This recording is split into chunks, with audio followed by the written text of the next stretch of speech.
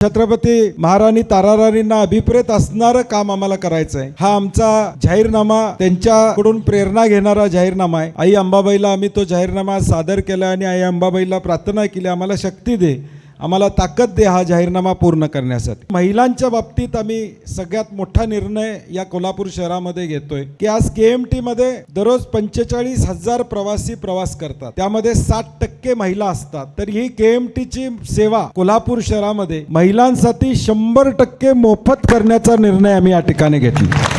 जी माझी भगिनी या कोल्हापूरच्या KMT मध्ये बसेल त्या भगिनीला 100% तिकीट काढावं लागणार नाही, तिला मोफत प्रवासाची व्यवस्था केली जाईल। सध्या विद्यार्थी आणि विद्यार्थिनी प्रवास करतात, त्यांना 50% सवलत आहे, ती आम्ही 100% सवलत KMT च्या माध्यमातून त्या ठिकाणी देणार आहोत। त्याचबरोबर महिलांसाठी स्वतंत्र पिंक बसेस ही संकल्पना आम्ही राबवणार आहोत, जी स्वतंत्रपणे फक्त महिलांसाठी या KMT मध्ये धावतील। समजा एका रूटवर 4 बसेस येत असतील तर त्यातली एक बस पिंक बस असेल, ज्यामध्ये फक्त महिलांना बसण्याची मुभा त्या ठिकाणी असणार। दुसरा एक महत्त्वाचा निर्णय आम्ही घेतोय की कोल्हापूरमध्ये 2,60,000 महिला कोल्हापूर शहरामध्ये पुढच्या 1 वर्षाच्या काळामध्ये टप्प्याटप्प्यानं दर महिन्याला 20-25 हजार महिलांना या 2,60,000 महिलांची संपूर्ण आरोग्य तपासणी मोफतपणे करून देण्याचा आम्ही निर्णय घेतो। मोफतपणे म्हणजे डोळे असेल, दात असेल, कान ENT असेल, थायरॉइड असेल, रक्तदाब असेल, मधुमेह असेल, या सगळ्या तपासण्या आमच्या 2,60,000 महिला ज्या कोल्हापूर महापालिकेमध्ये त्यांना मोफतपणे दिलं जाईल। कारण की आज